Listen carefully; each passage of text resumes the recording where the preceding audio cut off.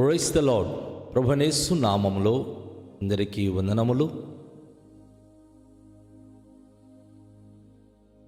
ప్రభునేసు క్రీస్తు పలికిన ఈ పవిత్రమైనటువంటి మాటలు, యేసయ్య మాట అనే ఈ కార్యక్రమానికి ప్రేమతో నేను మిమ్మల్ని స్వాగతిస్తున్నాను.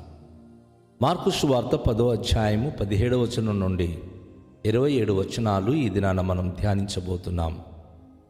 ఆయన బయలుదేరి మార్గమున పోవుచుండగా ఒకడు పరుగెత్తుకొని వచ్చి ఆయన ఎదుట మోకళ్ళుని, సద్బోధకుడా, నిత్య జీవమునకు వారసుడకు నేను ఏమి చేదునని ఆయనను అడిగాను.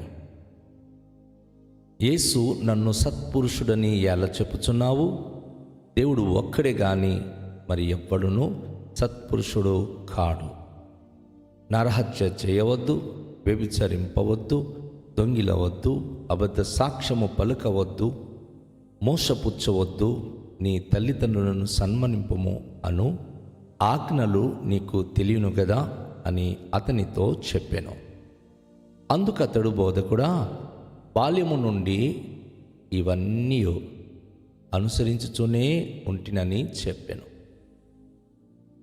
యేసు అతని చూచి అతన్ని ప్రేమించి, నీకు ఒకటి కొదువగా ఉన్నది. నీవు వెళ్ళి నీకు కలిగినవన్నీ అమ్మి బీదలకిమ్ము, పరలోకమందు నీకు ధనము కలుగును. నీవు వచ్చి నన్ను వెంబడించుమని చెప్పాను.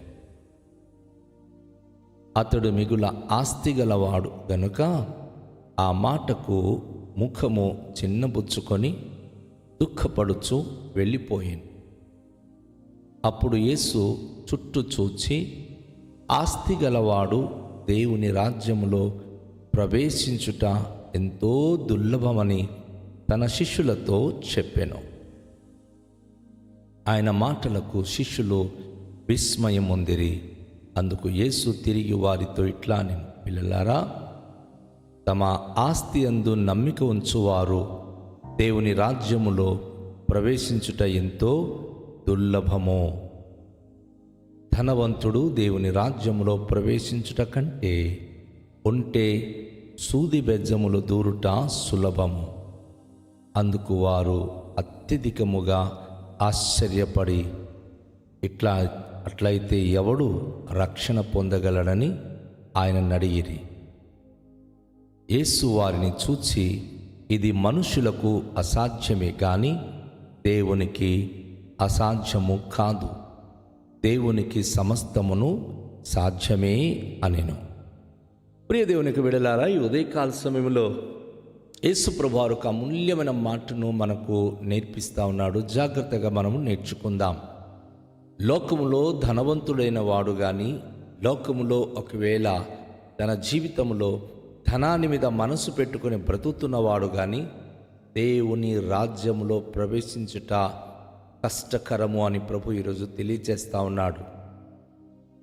మనుషుల పరిస్థితి ఎలా ఉందంటే, ఈ లోకంలో మనం బ్రతుకున్నంత కాలము లగ్జరీస్ జీవితం, సమృద్ధి కలిగినటువంటి ప్రశాంతకరమైన ఆహ్లాదకరమైన వాతావరణంలో మన ఇల్లు కట్టుకోవడం కానీ, మన బ్రతకడం కానీ చాలా అవసరమని అనుకుంటూ ఉంటారు. అయితే ఒక ధనవంతుడైన వ్యక్తి పరుగులెత్తుకుంటూ యేసు దగ్గరికి వచ్చి మోకరిల్లి, సద్బోధకుడా, నేను నిత్యజీవం పొందాలంటే ఏం చేయాలి అని యేసు ప్రభువును ఆయన అడుగుతున్నాడు. అప్పుడు యేసు ప్రభువారు ఏంటంటే, నన్ను సద్బోధకుడా అని ఎందుకు నువ్వు సంబోధించావు? దేవుడు ఒక్కడే సద్, మంచివాడు. దేవుడు ఒక్కడే మంచివాడు. లోకంలో అందరూ కూడాను సత్క్రియలు చేయువారు కారు. అయితే యేసు ప్రభువారు దైవ కుమారుడుగా వచ్చినందుకు ఆయన సద్బోధకుడుగా పిలువబడ్డానికి ఆయన అర్హుడు. ప్రభువారు అంటున్నారు, దేవుడు ఒక్కడే గాని ఎవడును సత్పురుషుడు కాడు. అయితే యేసు ప్రభువారు ఇక్కడ దేవుని యొద్ద నుంచి వచ్చినవాడు. ఆయన దేవుని అద్వితీయ కుమారుడు. ఆయనే దేవుడై ఉన్నాడు కనుక సత్పురుషుడని పిలువబడ్డానికి ఆయన అర్హులు, ఆయన యోగ్యత కలిగినవాడు. అయితే ఒక విషయాన్ని మనం గమనిస్తే, మనుషులైన మన జీవితాల్లో అనేకమైనటువంటి కళంకములు అంటుకొని ఉన్నాయి. అందుకే మన సత్పురుషులు కానీ సత్క్రియలు చేయువారు కానీ మనము సత్యవంతులు కాలేకపోతున్నాం. అందుకే ప్రభు ఆ యవనస్తుడికి చెప్తున్నాడు, నరహత్య చేయకూడదు, వ్యభిచరించకూడదు, దొంగలించకూడదు, అబద్ధ సాక్ష్యం పలకకూడదు, మోసపుచ్చకూడదు, తల్లిదండ్రులను సన్మానించాలి అని ఇటువంటి ఆజ్ఞలు ఉన్నాయి కదా, ఇవన్నీ నువ్వు పాటించు. ఇది ఒక మనిషి జీవితానికి కళంకం చేస్తుంది, సత్యం నుంచి వైతొలగించేస్తుంది. చాలామంది ఈరోజు సమాజంలో అసత్యమైన కార్యకలాపాలు చేస్తూ వారు సత్యవంతులుగా నటించి వెళ్ళిపోతూ ఉంటారు. అయితే దేవుని రాజ్యానికి వారు అర్హులు కారు. ప్రభు అయిన యేసుక్రీస్తు వారు ఇలాంటి ఏదైతే మనిషి జీవితానికి అసత్యములోనికి నెట్టుతుందో దానిని మనము మానుకోవాలని చెప్పినప్పుడు ఆ ధనవంతుడైన యవనస్తుడు ఏమంటున్నాడో చూశారా? బాల్యము నుండి నేను ఇవన్నీ అనుసరించుతూ వస్తున్నాను అన్నాడు ఆయన. Very good. తల్లిదండ్రుని పెంపకం బట్టి ఆయన ఎలాంటి చెడు ప్రవర్తన, చెడు కార్యాలు చేయకుండా మంచి కార్యాలు చేస్తూ మంచి సత్ప్రవర్తన కలిగి ఉన్నానని చెప్పి యేసు ప్రభు ఎదుట ఆయన తెలియచేసుకుంటున్నాడు. అప్పుడు యేసు ప్రభు ఆ మాట చెప్పిన అతనిని ఎంతగానో ప్రేమించి ఎంతగానో ఇష్టపడి ఒక మాట అంటున్నాడు, నాన్న ఒకటి కొదువుగా ఉంది. ఎందుకంటే ఆయన సంపన్నత కలిగిన వాడు. చాలాసార్లు మనుషులను చూసి వారు సంపన్న పరులా లేక వారు బీదవారా అని వారు వేసుకునే వస్త్రాలను బట్టి కానీ, వారు ఆడే మాటలను బట్టి కానీ, వారి ప్రవర్తనను బట్టి కానీ ఈజీగా మనము గ్రహించగలము. ఈయన చాలా చాలా పెద్ద ఆస్తి గలవాడు కాబట్టి ఆయన యొక్క వస్త్రాలు, ఆయనకున్నటువంటి స్థితి చాలా ఉన్నతంగా ఉన్నందున ప్రభువారు ఏమన్నారంటే, బాబు నీకు ఒకటి కొదువుగా ఉంది, నీకు కలిగినటువంటి ఆస్తిను అమ్మి బీదలకును పంచిపెట్టు, పరలోకమందు నీకు ధనము కలుగును, నీవు వచ్చి నన్ను వెంబడించుమని చెప్పాడు. ఎందుకంటే మన ధనం ఎక్కడ ఉంటుందో మన మనసు కూడా అక్కడే ఉంటుంది. అయితే ధనాన్ని గనుక మనము అమ్మి బీద వాళ్ళకి పంచిపెట్టినప్పుడు ఖచ్చితంగా ప్రభు మీద మన మనసు పెట్టగలము. ఈరోజు చూడండి, చాలామంది డబ్బు డబ్బు డబ్బు అని పగలు రాత్రి డబ్బుల మీద భ్రాంతి కలిగిన వారు, ప్రార్థన, చర్చ్, దేవుడు ఏది కూడా వారికి కనబడదు. అది ఆదివారం అని కానీ, సోమవారం అని కానీ, లేకపోతే ప్రార్థన రోజు అని కానీ వారికి పట్టింపు ఉండదు. 24 గంటలు వారికి డబ్బులు దొరుకుతుంటే చాలు, దేవుడు వారికి ఏమీ చేయడు. అది వారి మనసులు. అంటే హృదయపూర్వకంగా మనస్ఫూర్తిగా దేవునికి వారు విడిచిపెట్టి ధనాన్ని ప్రేమించేవారు. వాక్యం ఏం చెప్తుందో తెలుసా? ఆ వ్యక్తి ఆస్తి గలవాడు కాబట్టి యేసుప్రభు వారు నీ ధనాన్ని అమ్మి బీదలకిచ్చి నన్ను వెంబడించు అన్న వెంటనే తన ముఖము చిన్నబుచ్చుకుని దుఃఖంతో వెళ్ళిపోయాడు. ఈరోజు గనుక మీరు చర్చికి ఎందుకు రావట్లేదు, ఎందుకు ధనాన్ని, ఎందుకు ఎప్పుడు చూస్తే సంపాదన మీద ఆధారపడుతున్నారంటే కూడా చాలామంది ఆ పాస్టర్ గారి మాట వినరు, ఆ దైవజనునికి వారు అసహించుకుంటారు. ఎందుకంటే వారు వారి సమయం అంతా కూడా సంపదన వైపు వారు చూపించే మొగ్గు మరి దేని మీద వారు చూపించలేరు. అయితే ప్రభు అంటున్నారు, చుట్టూ చూస్తూ తన చుట్టూ ఉన్న వారికి చూస్తూ ఆస్తి గలవారు దేవుని రాజ్యంలో ప్రవేశించుట ఎంతో దుర్లభమని వారితో చెప్పాడు. ఎవడైతే ఆస్తి మీద మనసు పెట్టుకుంటాడో, సంపదన వైపు తన మొగ్గు చూపిస్తాడో అలాంటి వ్యక్తి దేవుని రాజ్యంలో ప్రవేశించాడు. దేవుని రాజ్యంలో ప్రవేశించడం అది వారికి కష్టకరమైన పని అని ప్రభు వారికి తెలియచేస్తూ ఉన్నాడు. అవునండి, ధనం మీద, ఆస్తి మీద మనసు పెట్టుకున్న వారు దైవరాజ్యంలో ప్రవేశించటం కష్టతరము.